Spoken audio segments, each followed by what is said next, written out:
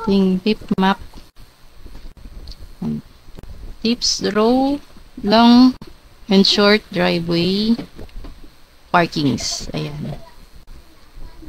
So, ating category, meron tayong building, road, sidewalk, driveway, long driveway, parking, outside parking, and inside parking. So, first, ito. Capture muna natin ang ating long driveway. And, tandaan natin ha, yung ating long driveway is dapat naka-overlap sa ating sidewalk. So, hindi ko muna i-off ang ating sidewalk dito dahil open naman siya.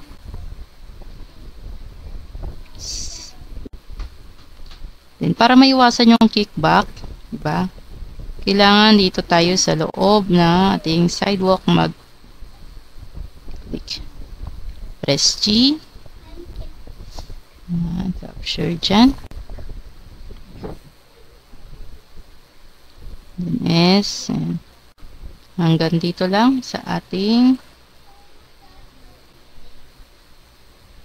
ito sa my ground part. Straight. Ito.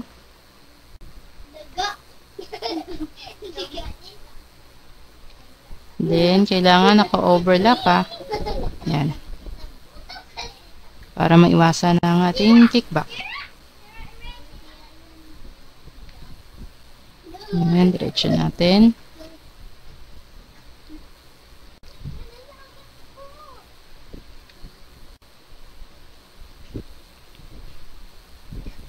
G. Yes. Then, G ulit. Click dito sa corner ng ating. Then, check natin kung straight na siya. Okay. See here kung nakasnap. So, nakasnap na siya.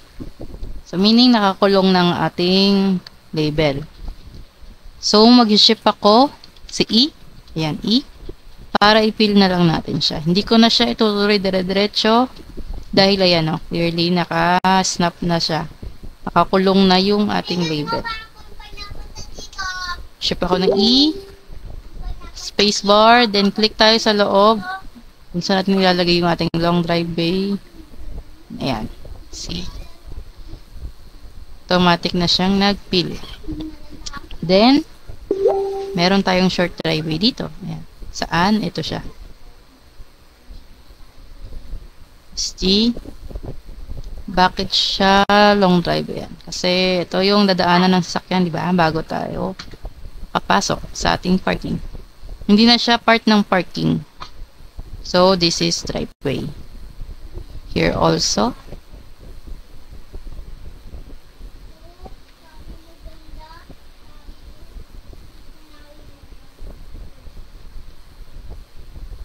Ayan, spacebar. Pwede yan, or pwede nyo rin siyang, yung iba kinukuha to, as driveway. Short driveway, ito. Okay lang rin yun. Then, I think ito is okay lang din. Kasi continuous naman siya.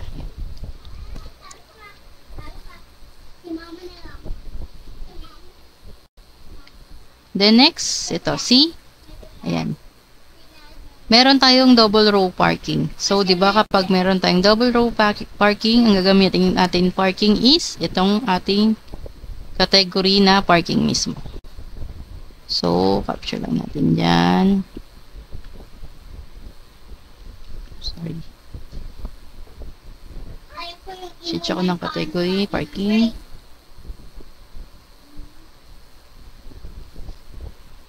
Yan. Pansin nyo, pag nagle-label ako, kailangan lagi siya naka-overlap ng ganyan. Para make sure natin na nakasnap properly yung ating label. Then, here also. Then, spacebar. Ayan. Then, see, ito may nakikita pa akong driveway dito. So, pwede natin siyang itag as driveway. Ayan.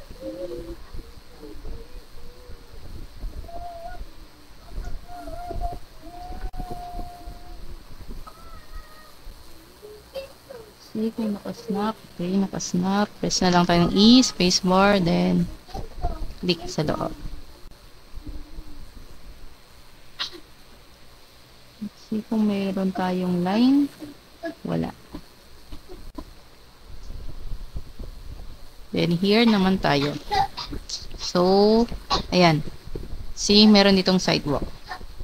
So, need natin i-uncheck yung ating sidewalk kasi kailangan nating mag-overlap dyan.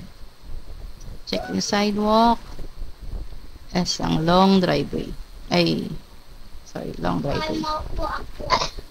Ayan, sukatin natin.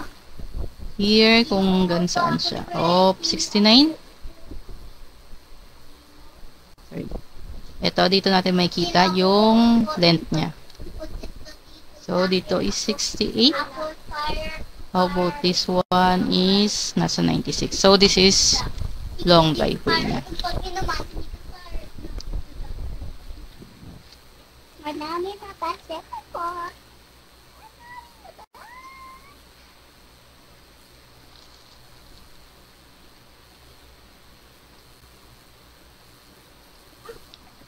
Then, continue ko siya ng ganito.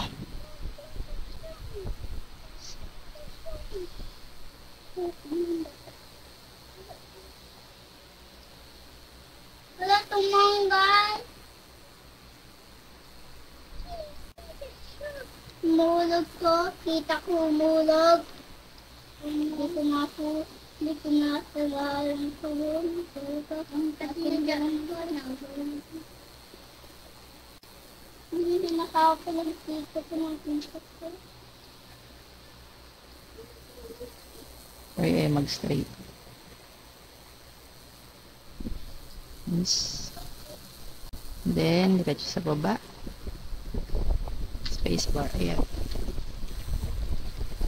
Kinuha ko na siya as long driveway. Or pwede rin tong kunin as short. Ayan. Nasa 65 lang siya. Pero dahil continuous naman siya, or pwede natin cut. Ng ganyan. Okay lang yung ganyan. Oops, sorry. Ayaw kumagat. Then, short driveway yan. Pero okay lang rin yung oops, sorry. Long driveway. Kasi commercial area naman din siya. Yan. So, meron tayong outside parking ito.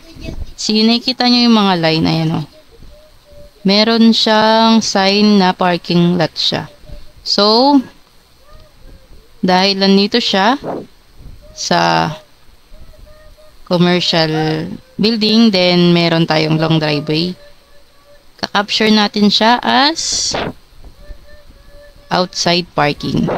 Hindi siya parking kasi, yan. Hindi naman siya double row parking. Then, clearly, ayun, nasa gilid siya ng road. I mean, long driveway, sorry. So, this one, capture natin as long driveway. Ay, outside parking, sorry. Then, ayan, meron siyang maliit na ano. Pwede natin tong i-capture na lang din as long para beautiful naman tignan. Yan. So, open natin yung ating sidewalk. Uncheck. See. Okay. This one is sidewalk. So, let's check kung meron pa ito. Yung nasa baba, ayan. This is driveway natin. So, uncheck ulit natin. Oops, sorry. Driveway. Yan-check ko ulit yung ating sidewalk dahil need nating mag-overlap.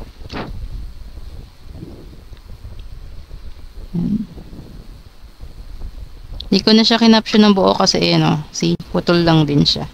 So, hanggang dyan lang tayo. Okay. Press ako Y para maputol. Ayan. Then, balik natin yung ating sidewalk. Ayan. See. So, let's check. Oh, here pa pala, meron pa tayo ditong sidewalk. Capture pa natin to as sidewalk.